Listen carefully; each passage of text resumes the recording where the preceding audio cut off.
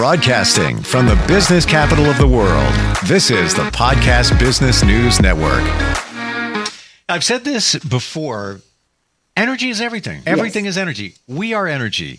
The chair you're sitting in has a certain type of energy. The piece of paper and the pen you're holding, if you are, that's got a certain type of energy. We all have a different energy ourselves. Then once you understand that, and some guy, I think his name was Einstein, decades ago, started talking about it, and some were listening. Now more of us are listening and understanding it. And once you do, then you realize, well, we all have things to heal from. And a lot of times it's the energy that's contained within, called the bad energy, stuck energy. Once you find those modalities, you feel so much better. Sometimes you feel like the proverbial new person.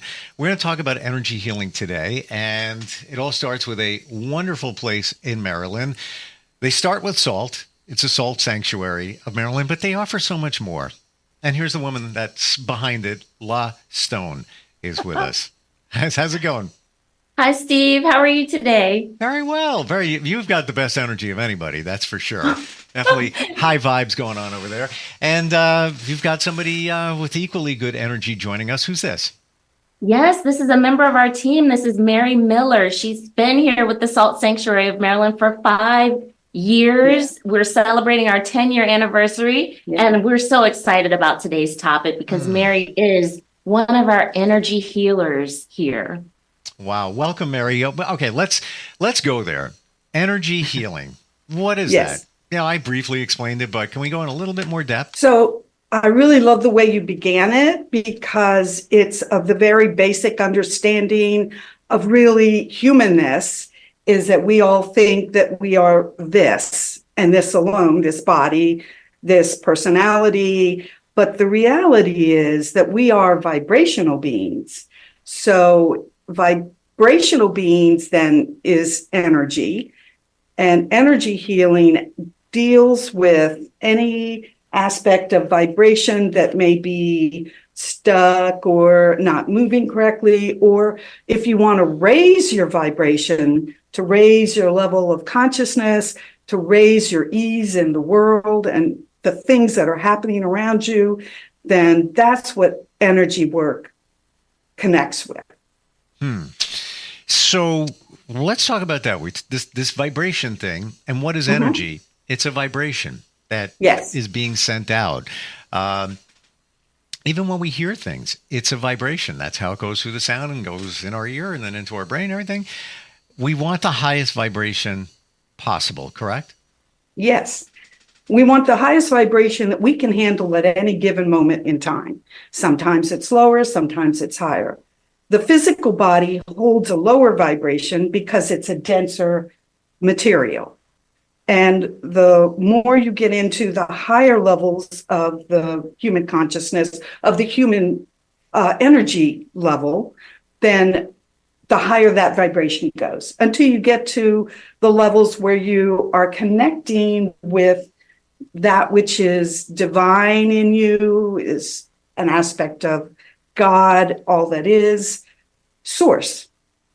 So when you are working as an energy healer, the first thing you have to do is recognize your own energy and get out of the way when you're working with a client. And then you work at the beginning, like at the lower vibration, and kind of work your way up through the system until you're finding areas of the body, of the energy body, that are sort of clogged up or stuck or where you've held a memory.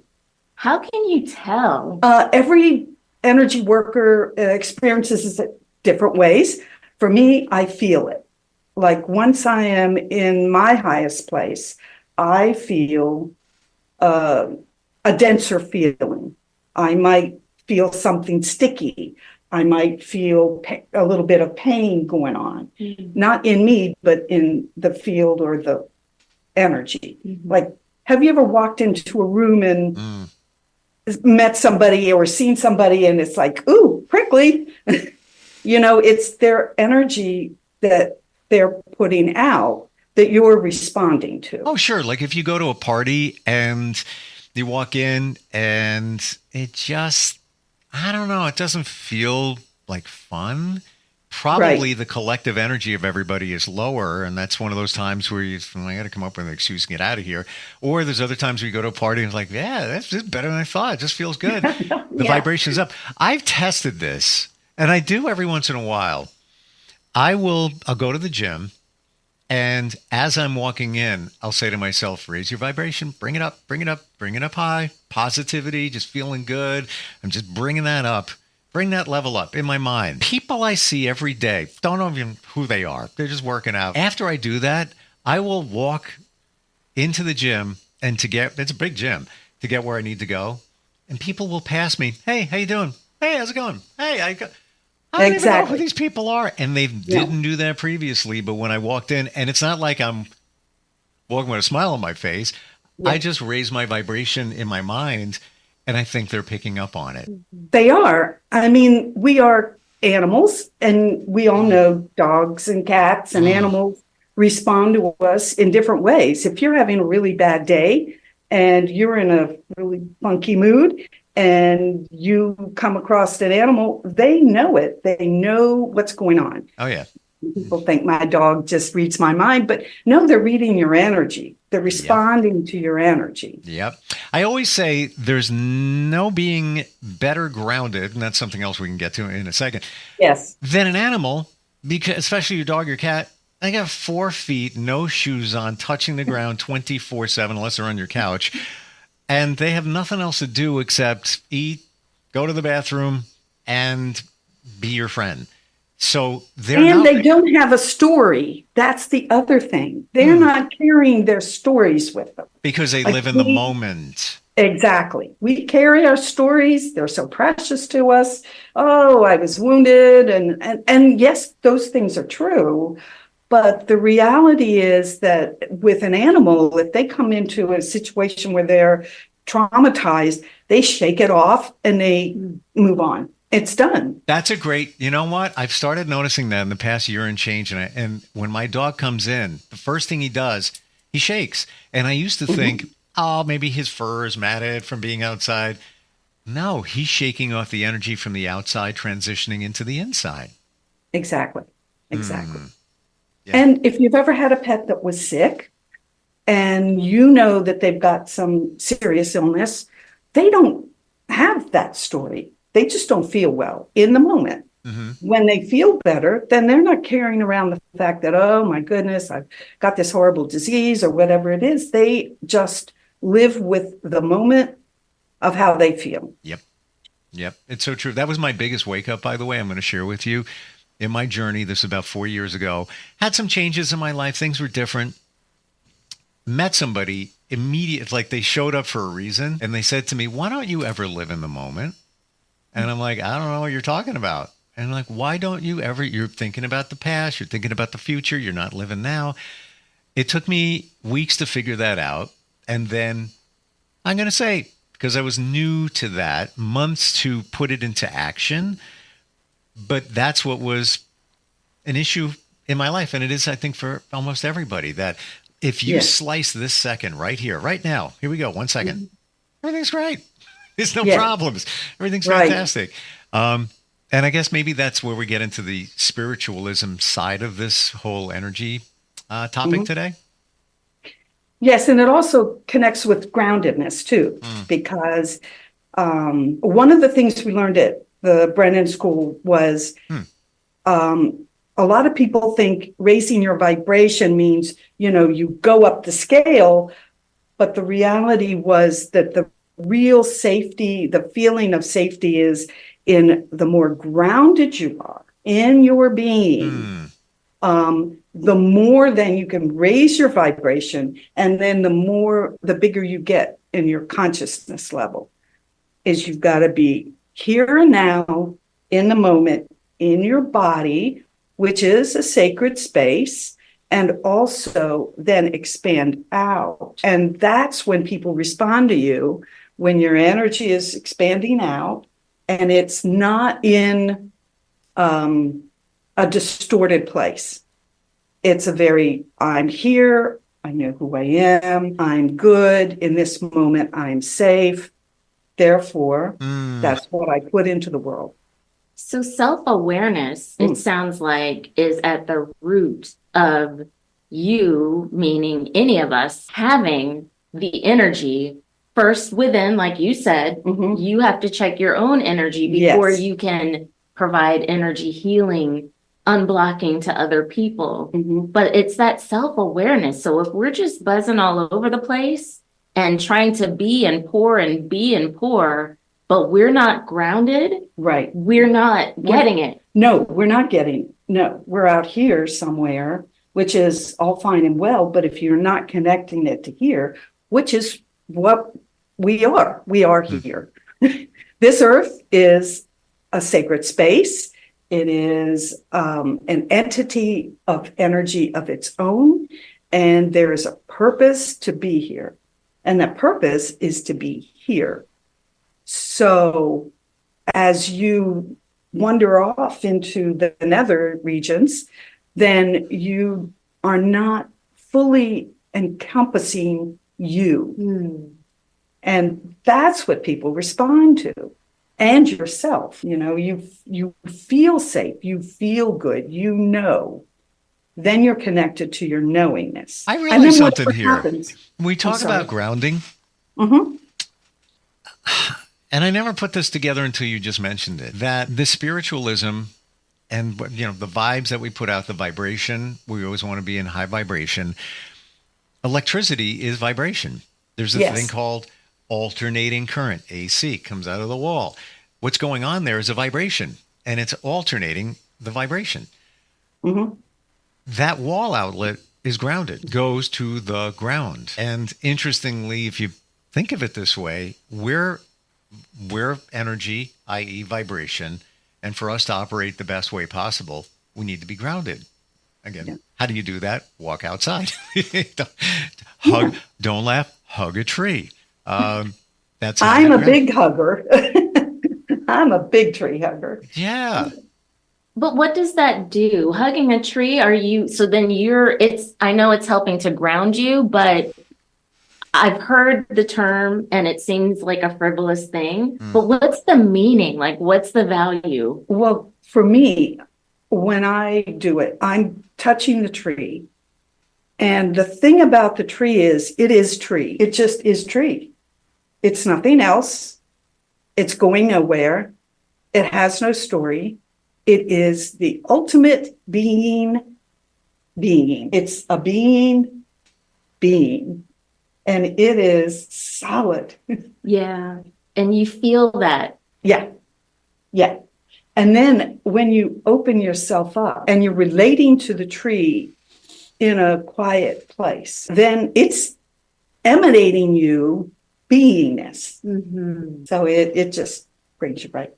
Is there grounding properties, though, where, you're grounded? You feel like you're more solid, more connected, just more together. Do you feel that that's also part of it? Yeah, it's paying attention. It's being aware of what's going on with you. So groundedness is a sense of quietness. It's a sense of sort of a solid knowing. The solid knowing doesn't come like immediately, but the calmness does. The sense of, oh, I'm here, and that's all I need to be. And then everything else, it's like the puzzle pieces click together. Click, click, click, click, click. Yeah. Your system comes back in order, and you are thinking clearly. And for some people, depending on how ungrounded they have been, they might actually have a sense that the world got brighter because they're not up here. They're actually in their physical body, and they're being able to see and hear more clearly. And your mind is clearer because all your systems are aligning. Calm is a good one, because that was my wake up a few years ago. And I walked outside after practicing all this stuff and learning about it. And there's still, there's tons of stuff that we need to figure out, each one of us. I walked outside and I'm like, I got a lot going on. But you know what? I have this thing called quiet calm. That's what I call it. Just like I remember looking up at the sun. I'm like, we're good. This is good. We're going to be all right. And it hasn't changed. You know, I used to be one of those people where something would happen. I'm like, oh my God, look what happened. Oh, I got to react to it. Yeah. And nothing surprises me anymore. I don't mean that in a bad way, but it's just you just roll with it because I feel that there's a grounding. And there's even done research that just like an hour a day can totally change your life around. And I felt like I wasn't grounded for quite some time recently, just been busy, haven't got a chance to get away. And a friend of mine, I was at work getaway the last couple of days, like 3 days, just got back. He had a condo on the beach and he's like, yeah, if you want, we can work. And, you know, I just rented it. He's in between. He's living a good life right now. So I went there and I had a stack of books and things to do. All I wanted to do was sit and stare at the ocean. That's it. And I was like, but I need to, nope, I'm not going to do anything else. That's it. And it was wonderful. It's just. And it was enough. Yeah. And of course, you know, to the salt, you know, sanctuary side of things, that salt air, just all of that, you know, rolling in and just all of that coming together. And yes, looking at a tree and touching a tree did that too. Tell me, Mary, about what you practice there in terms of energy healing. There's many different types, Reiki, et cetera, chakra balancing. What do you do there? So my form of energy healing is Brennan Healing Science. I went to the Barbara Brennan School of Healing, which is a 4-year program. So it was very intense as far as sort of going through all the little closet spaces in your interpersonal self, and also learning energy techniques. So considering that we are vibrational beings, we learn techniques on working with the physical body, which was, you know, you can go down into the muscle level, you can go down into the bone level, you connect with the cells of the body, you just have a conversation with them. There's no forcing. It's all about what the client is open and ready for. I'm just sort of the conduit for that. And then working the way up the body with my hands just on top of the body. And then I get to the place where I start to feel the sense of, okay, what's going on in the field now, in the energy field? What's happening? Oh, there's something over here. So let me just put some presence here. My presence, the guide's presence, that person's higher self, and allow this to sort of bubble up and see what's going on. If the client is ready, it can be released. It could be an old memory that was just traumatic. It could be an old injury that was being held on to in the body, and it just creates some kind of pain or whatever's not flowing properly. And then after we work our way through all the levels of the field, close the field up, and then allow that person to integrate that into their lives. So I know it's not Reiki. Mm-mm. Or chakra balancing. Yes, we do work with the chakras. Okay. All right. Yeah. Because it sounds like you're feeling somebody's energy field. You're trained to pick up on, well, I call it energy that's a little wonky or, you know, stuck. Something's going on there. And able to send your energy in to change the situation? Yes. My vibration, in order to do what I do, I have to raise my vibration up higher than what the client's is.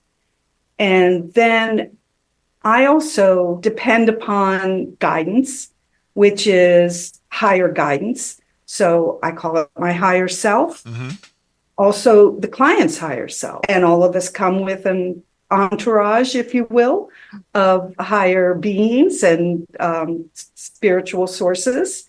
Could be grandparents, could be, you know, any number of higher sources. So you're saying that the higher sources are the person you're working with, spirit team, if you will, or yours coming in? And mine, working together.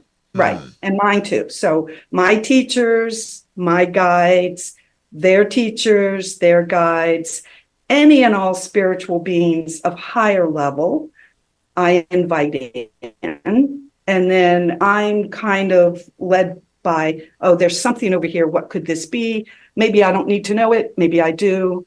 And then we work with that little piece of something. And if the client is really ready, then it gets so I'm not pulling it out, saying this is bad, go away, terrible, terrible. I'm saying, oh, here's love for you.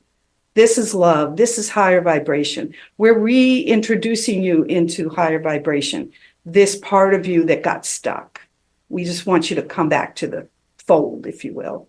And then that disappears. That aspect of it disappears. For anybody that doesn't believe in this, or they're, kind of woo-woo about it, I got it. I understand. Experience it.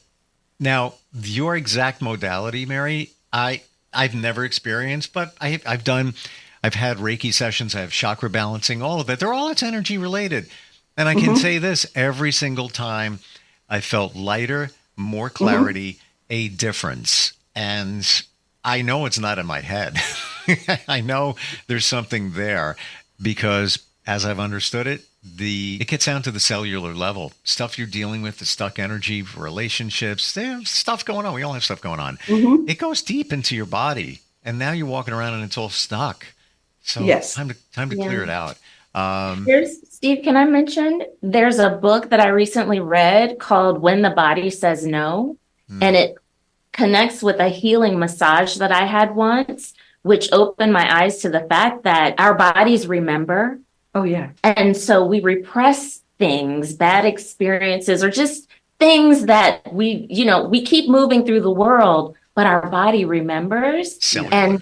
And it's cellular, like you said, and then conditions arise before we know it. Yep. And this healing massage that I got, I was told, even if you have to scream into a pillow, get it out. Because she felt something down here, like in my kidney. Is that my kidney area? Yeah. Yeah. And so I'm like, what is this? But now I'm so much better. I'm opening my throat chakra. I'm doing the work. I'm getting it out. And I feel freer. Yeah. You have to purge. You gotta let it go. Yeah, energy has to move, right? And people are afraid to feel fear, to feel anger, to feel, real deep sadness and pain. But the reality is, if you feel those feelings and then you release them by crying or screaming or kicking something that doesn't get hurt and you don't, but whatever it is that you need to do to move that energy, then it's done. It's over. Like the dog shaking. It's over. Yeah. But we push it in, push it down, deny it. That's when we cause problems. And we might even be doing that and not even knowing it. It could be, the passing of a loved one years ago, and you dealt with it, you grieved, and then you put it aside. And you'll never forget it, but you might not realize how much it may still impact you energetically to the day.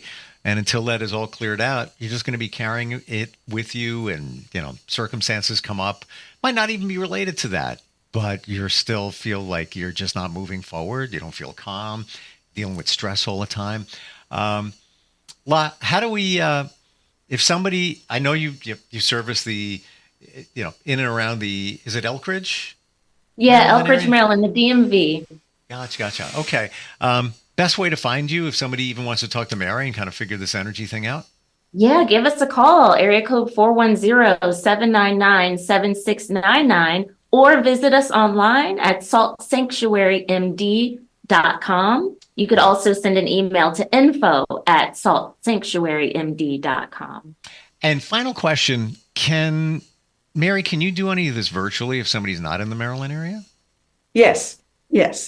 I do. I do it. I call it distance healing. People call it whatever they want. And so I connect with the person, have a conversation, which is my typical way anyway. Sure. And then that person then just kind of lays down in a quiet place. And then I do the energy healing, and then we reconnect afterwards to see what insights I may have had or that they got. Also, footnote, Mary and our team does group energy healing sessions. Yeah. And team building energy healing sessions. Ooh, And I don't great know about idea. either of you, but I've been on teams where we could use some energy healing, especially with the holidays coming around. Yes, relationships have an energy to them. And if they get clogged up, those relationship cords, all kinds of interesting things happen. So yeah, and that's a whole other podcast. Cut the cords. Yeah, we got tons clear of the them. cords, not cut. Yes, Clear. clear. Thank you. Well, some cords I do want to cut. Well, Thank you so much for today. Lots of insight on all of this. And anybody, if you have a question, Mary's reach out. I'm sure just to even have a quick conversation if somebody is wondering, Yes. and maybe even wants to take it to the next level. Both of you, thank you so much for being here today. thank you. Thank you, Steve. And when I say it, I mean it. Positive vibes. Positive Yes, vibes. absolutely. Thank you so much. All right, we'll be right back.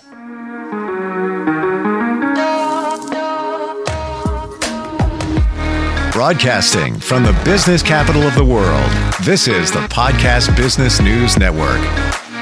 Adopt US Kids presents Multiple Choice Parenting. Your daughter just had her first breakup. Do you A, put yourself in her shoes? How could he do this to you? And for Sheila, she has split ends. B, console her? Oh, sweetie, this is going to happen a lot. 4, maybe 5 more times before you get married. C, take charge? Got to get this all straightened out. Give a little talking to, man to man, mano a mano. Hey, Steve! It's now a good time? No? Okay, no problem. Bye. Or D, help her find a new boyfriend? I know a great place to meet boys. The internet. Nice, single boys. Never mind. How about some ice cream? As a parent, there are no perfect answers. But you don't have to be perfect to be a perfect parent. Thousands of teens in foster care will love you just the same. For more information on how you can adopt, visit adoptuskids.org. A public service announcement from the U.S. Department of Health and Human Services, Adopt U.S. Kids, and the Ad Council.